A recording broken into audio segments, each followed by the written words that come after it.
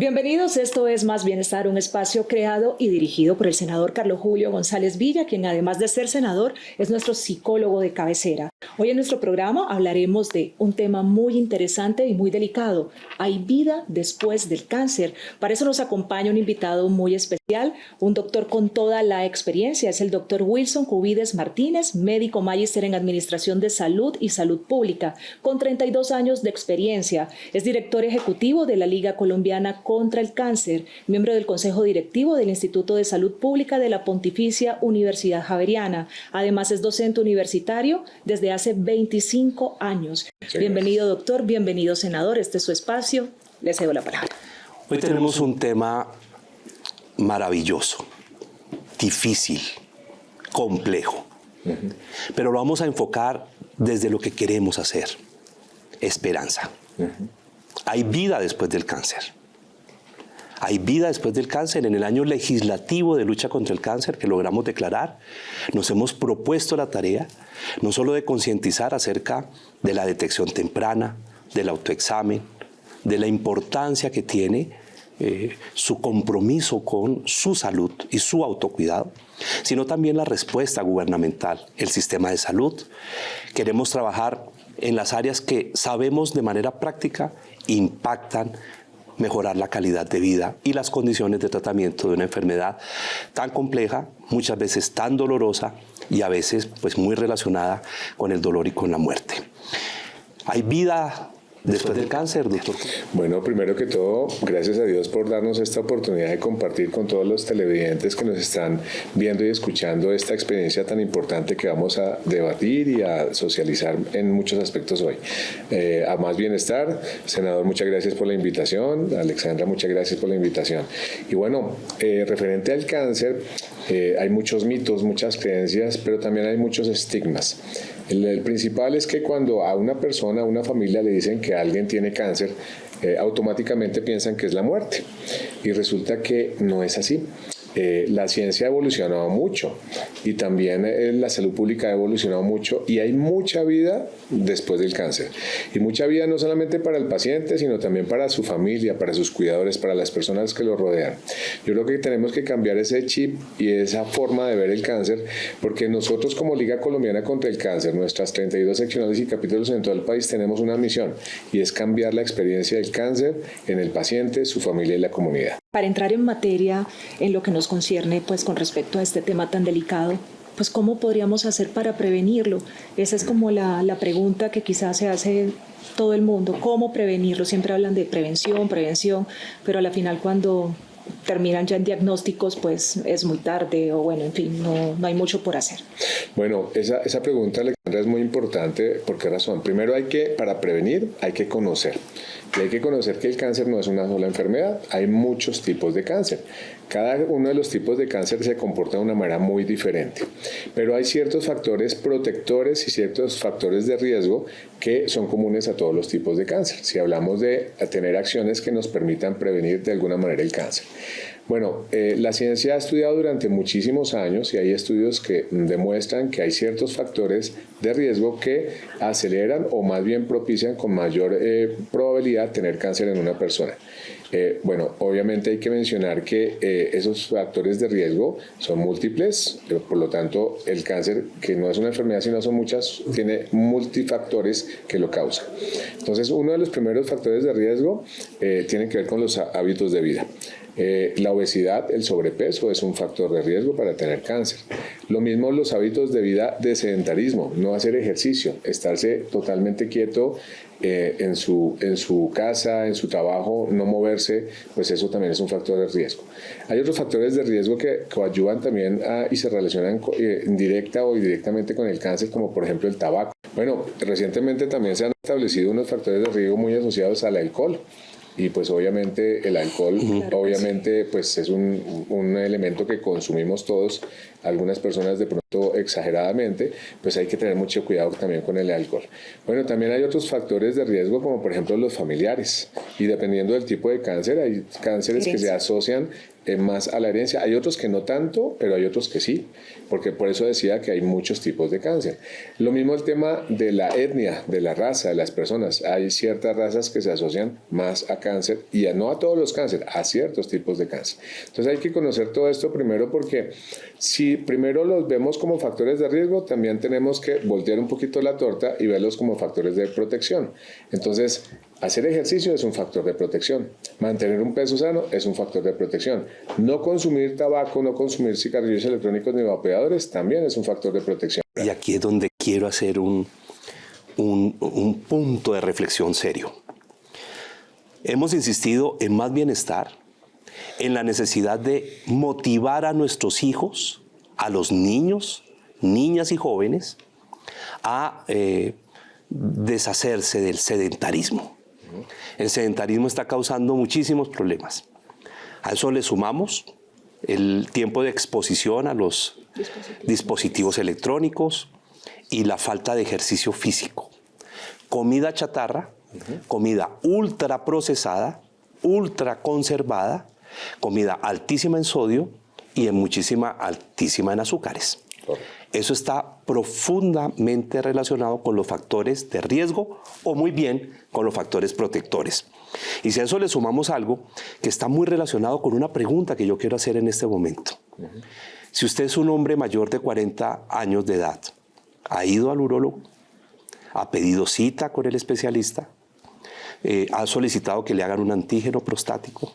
Si usted es una mujer mayor de 35 años y además ya ha sido madre, ¿se ha tomado la citología? ¿Sabe hacerse el autoexamen de mama? ¿Sabe de verdad hacerse el autoexamen de mama? Si detecta ante el autoexamen una masa, ¿qué hace? ¿Qué espera?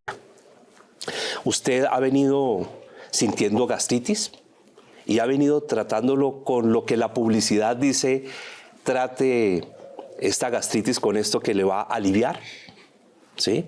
Usted está perdiendo peso y simplemente está dejando que pase su pérdida de peso sin visitar el médico y obviamente compartirle la preocupación que tiene. Si en su familia hay antecedentes muy específicos de un cáncer y usted es consciente de ello, está haciéndose los exámenes respectivos con la periodicidad que debe hacérselos. Esto es un tema muy cultural y digámoslo acá. Ustedes son los que saben de esta materia. Por ejemplo, en el cáncer más frecuente que hay en Colombia, en el hombre, que es próstata, en el cáncer más frecuente de la mujer, que es el de mama, y el cérvico uterino, los dos compartimos el colorectal. Si usted es detectado y tempranamente llega un diagnóstico, las posibilidades de salvarlo, ¿de cuántos son, doctor Cubides? Bueno, esa pregunta es muy importante, senador. ¿Por qué razón? Porque el cáncer no es muerte. El cáncer, entre más tempranamente se detecte y más tempranamente se inicie el tratamiento, es mucho mejor en términos de sobrevida, incluso en términos de curación. Y respondiendo a esa pregunta, se han demostrado que entre más temprano se detecte y más temprano se inicie el tratamiento, pueden llegar a sobrevidas a 5 años superiores a 90%, incluso a altísimas tasas de curación. Senador Carlos Julio y doctor Wilson, antes que continuemos avanzando con este tema tan interesante y tan delicado, y sobre todo para resolver esos interrogantes que usted planteó, senador, lo invito a que veamos la siguiente nota que realizó el equipo periodístico de Más Bienestar.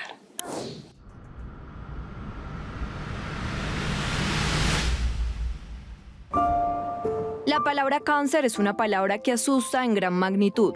La sociedad ha dicho siempre que el cáncer es igual a muerte. Sin embargo, hay mucha desinformación sobre el tema y de qué manera se puede prevenir esta dolorosa enfermedad. El flagelo del cáncer afecta a miles de personas en el mundo. Hay alrededor de 210 tipos de cáncer y en Colombia las cifras van en aumento. Cerca de 500.000 de personas tienen cáncer en el país. Eso le cuesta 3.5 billones al Sistema de Salud Nacional. Según el Instituto Nacional de Cancerología, anualmente se registran 114.000 nuevos casos de cáncer. Por eso, urge que el sistema de salud esté preparado para enfrentar los desafíos de esta enfermedad. El diagnóstico debe ser oportuno y debe estar acompañado de tratamientos y personal médico interdisciplinario, pues cerca de 96 personas mueren cada día en Colombia por causa del cáncer. Bueno, continuando con nuestro tema, acabamos de ver esa nota. Las cifras son alarmantes, sobre todo en personas jóvenes, como lo hablábamos hace un rato, doctor. ¿Qué podríamos decir, senador? Casi 500.000 colombianos están padeciendo hoy de un diagnóstico de cáncer. Las cifras son tremendamente duras. 114.000 personas, nosotros pensábamos que eran 58.000, pero 114.000 personas están siendo diagnosticadas en este momento anualmente con nuevos diagnósticos de cáncer. Y obviamente estas son cifras muy dolorosas y muy preocupantes. Pero más allá de las cifras y lo que debemos hacer todos, cada quien y el Estado, el sistema de salud, también la familia.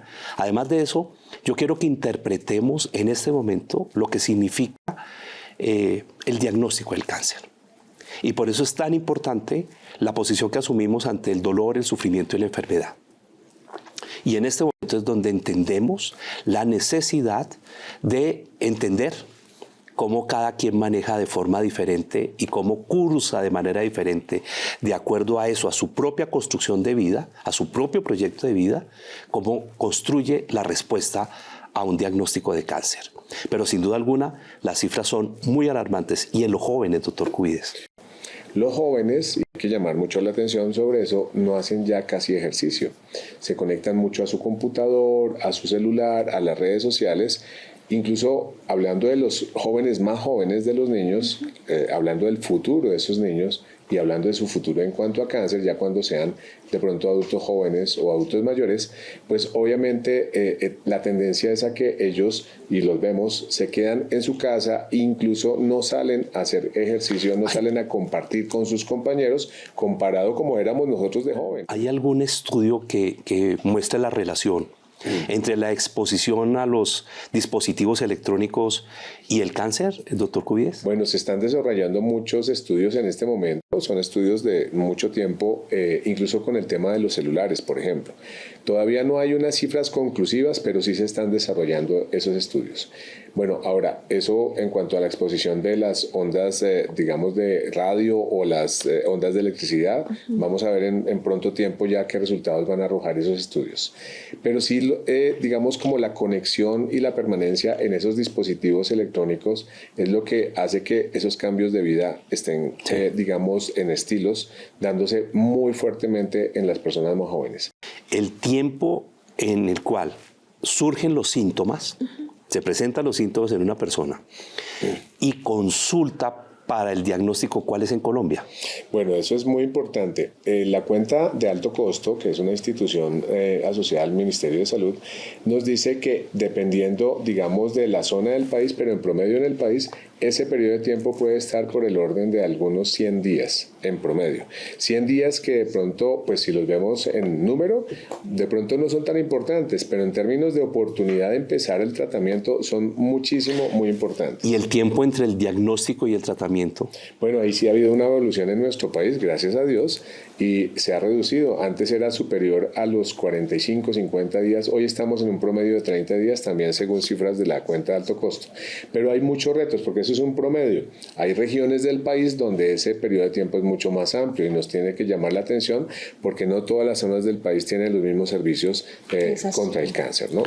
Y esa es nuestra gran lucha. ¿Cómo llevamos especialistas, oncólogos a la provincia? A las regiones más ¿Cómo aumentamos la presencia de tecnología para el diagnóstico y para el tratamiento en provincia?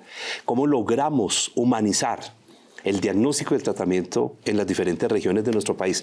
Es parte de lo que nos estamos proponiendo lograr y avanzar con motivo del año legislativo de lucha contra el cáncer. Correcto. Y precisamente con el motivo del año de la lucha contra el cáncer, senador, nos fuimos a las calles y le hicimos unas preguntas a la gente.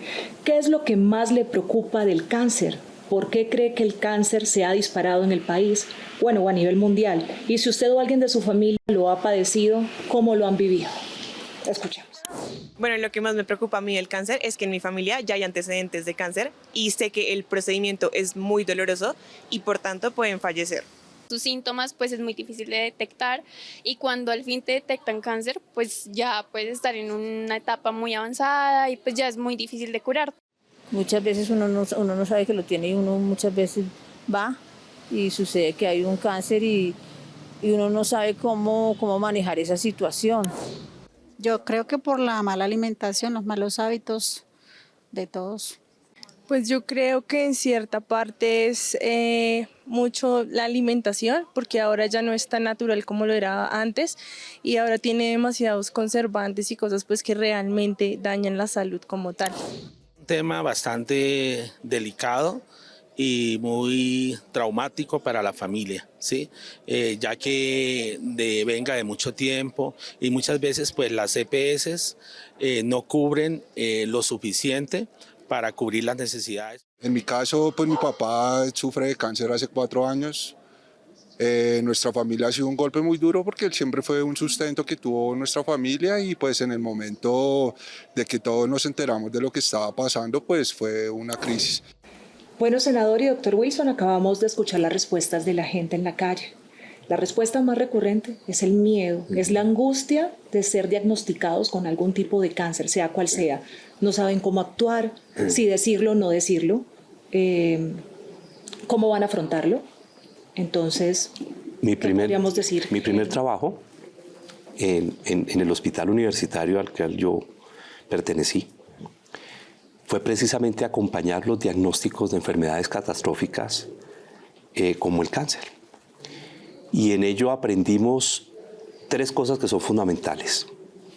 La primera pregunta que se hace o que le hace una persona al profesional de la salud que lo está diagnosticando en cáncer, ¿cuál cree que es? ¿Voy a morir? Esa es la primera pregunta. ¿Voy a morir? Y obviamente la respuesta al otro lado, la respuesta que requiere un gran nivel de humanidad, de solidaridad, pero también de entender cómo funciona el aparato psíquico y cómo funciona el desarrollo de las emociones, de las creencias y cómo se asocian desde la biología al desarrollo comportamental, requiere mucha humanidad y por supuesto requiere un enorme trabajo de comprensión de lo que es el espíritu humano, porque eso va a depender enormemente el curso del tratamiento y sin duda alguna la forma como se asume la enfermedad. Esa es la primera pregunta. ¿Cuánto tiempo me queda? Suele ser la segunda.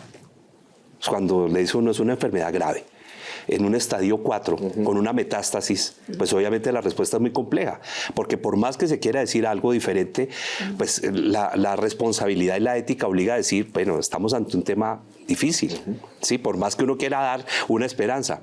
Pero ahí entonces la segunda pregunta es, ¿cuánto tiempo me queda? Y aquí quiero contar una anécdota.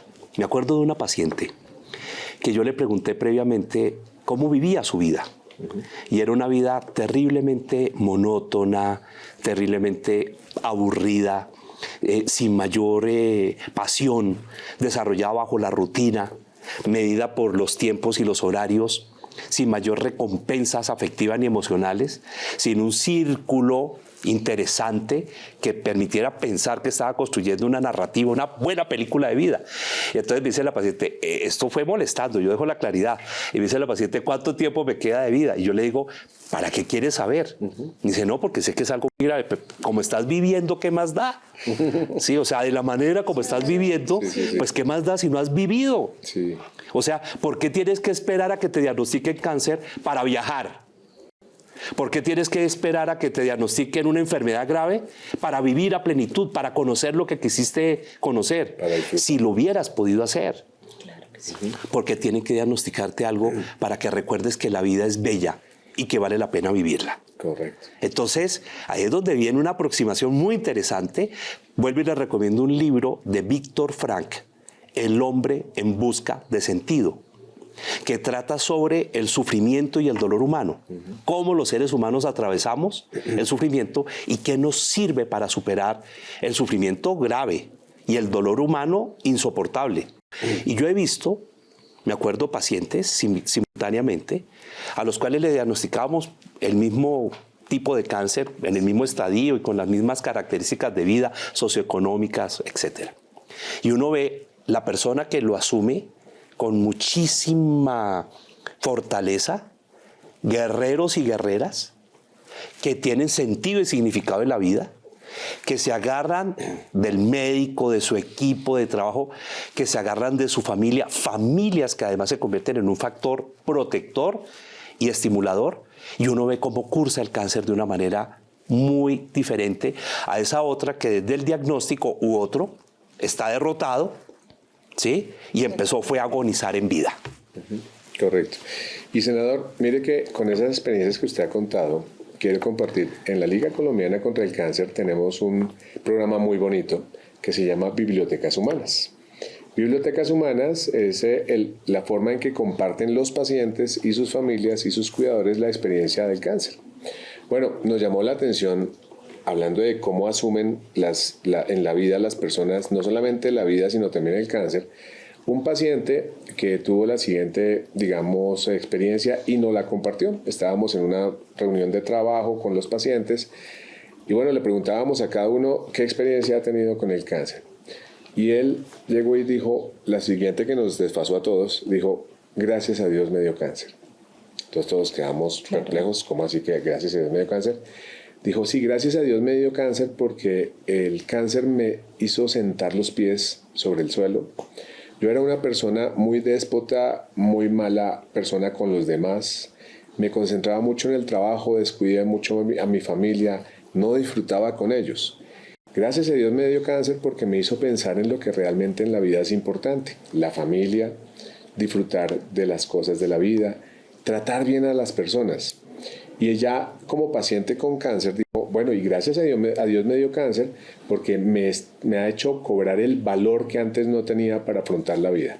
Y ahorita estoy trabajando con mi familia y con mi equipo de salud, con mi médico, con mis enfermeras, porque voy a superar esta enfermedad.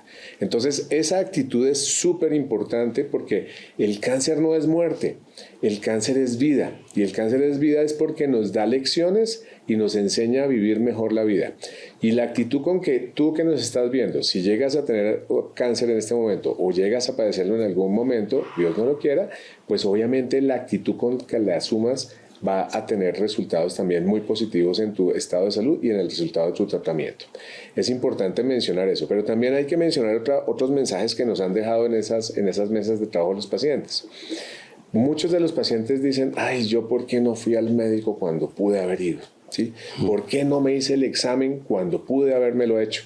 Y todos lamentan en ese momento cuando ya tienen cáncer y dijeron, oiga, sí, es que yo tuve la oportunidad de ir al médico, tuve la oportunidad de hacerme el examen y no me lo hice. Entonces, a las personas que nos están viendo en este momento y que no padecen cáncer, decirle dos cosas. El hecho de que no tienen síntomas o que no tengan ninguna sintomatología en este momento no quiere decir que no tengan cáncer.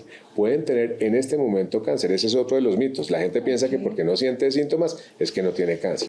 Es normal tener miedo. Es normal tener miedo. ¿Quién no tiene miedo a la enfermedad? A lo que trae la enfermedad, dolor, sufrimiento y por supuesto a la muerte. Pero no es con miedo como podemos ni debemos vivir la vida. Ante el miedo, coraje. Y entre más coraje saques ya para hacerte el examen, para enfrentar, para hacer lo que toque hacer y para tener esa actitud de enfrentar una batalla cuando toca enfrentarla. Eso entre más rápido se haga, mejor. Dicen que al mal momento paso rápido. Y por eso la importancia de actuar, Quienes se quedan rumiando, dolor y todas las noches, pero este dolor que tengo, ¿será algo grave? Por Dios, levántate y vete ya a hacerte los exámenes. Y no vamos a seguir un mes rumiando la probabilidad.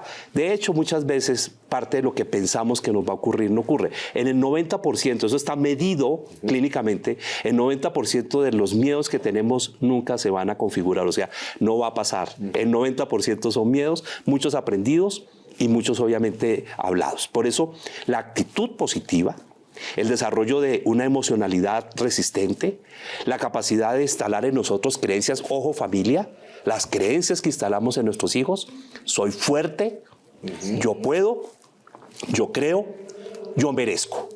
Son creencias que se instalan en la conversación familiar, en la frase, obviamente previamente la palabra, la afirmación, desarrolla creencias. Y esas creencias son las que finalmente van con nosotros de la mano a la hora de enfrentar los grandes momentos y desafíos de nuestra vida, en todo. En una separación conyugal, en la pérdida de un empleo, en una quiebra económica, en la pérdida de la vida de un ser querido, en un momento difícil de la vida, ahí es donde se soporta realmente. Lo que consideramos es escribir nuestra propia vida conscientemente y hacerlo desde una perspectiva de construir tu película. Por eso la pregunta en este momento es, más allá del cáncer, ¿cómo estás escribiendo tu película de vida? Y si el cáncer surge, bueno, esa película de vida, ¿qué características adquiere? Y esa respuesta va a ser muy importante porque nos va a decir seguramente que tu película es una película que vale la pena ser vista, pero sobre todo vivida por ti mismo. Valioso mensaje, senador.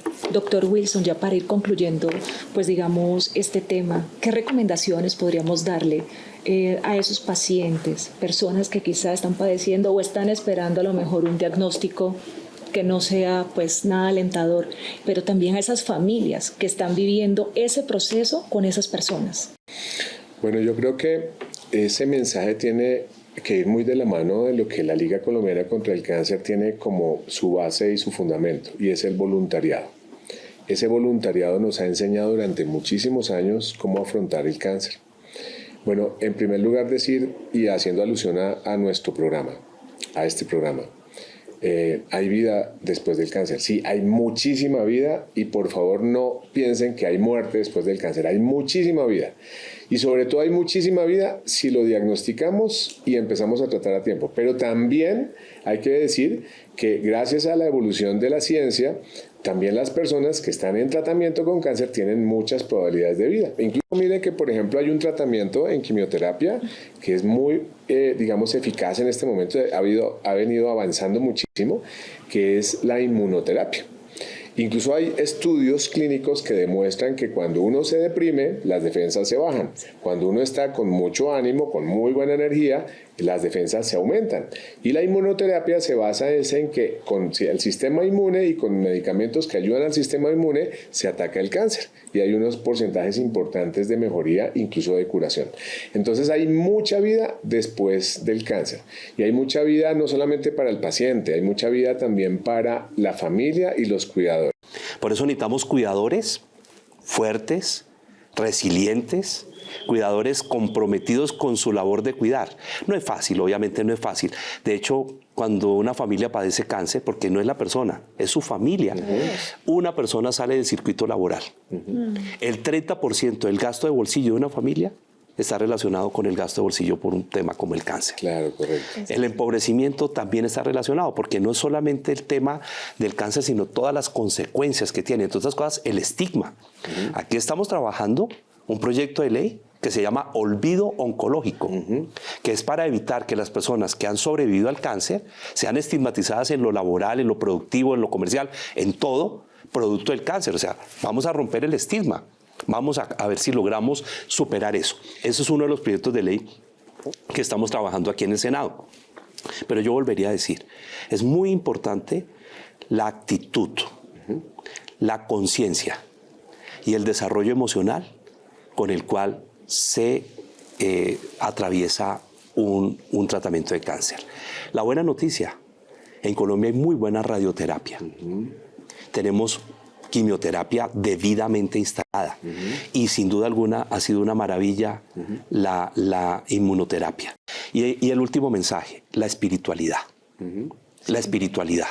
Sin duda alguna. Yo no estoy invitando, respeto toda creencia y toda posición religiosa, pero estoy hablando de la espiritualidad profunda. Y por eso muchísimas personas, como su paciente, el de la experiencia en la Liga, descubrió su nueva faceta de vida, producto de un diagnóstico. Claro. Pues muchísimos han encontrado su espiritualidad también producto de enfrentar un momento tan complejo como un diagnóstico de esta naturaleza. Sí, señor. Correcto. Bueno, senador Carlos Julio, muchísimas gracias de verdad por convocar este espacio tan interesante con un tema tan valioso y que pues hoy en día tristemente es una realidad.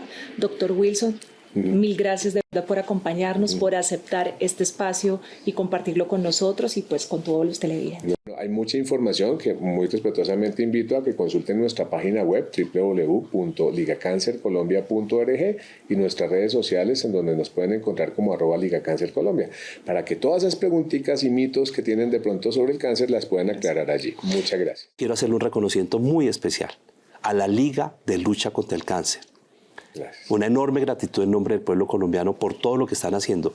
Y quiero reconocer a esas cientos o miles de voluntarias y voluntarios que están haciendo el voluntariado, que están acompañando familias y personas que en este momento están atravesando este momento. Nosotros desde aquí también los estamos acompañando. Un gran abrazo. Claro que sí. Senador Carlos Julio, doctor Wilson, muchas gracias por acompañarnos en Más Bienestar. De esta manera llegamos al final de nuestro programa. Recuerden que sí hay vida después del cáncer. Esto es Más Bienestar y nos vemos en una próxima oportunidad.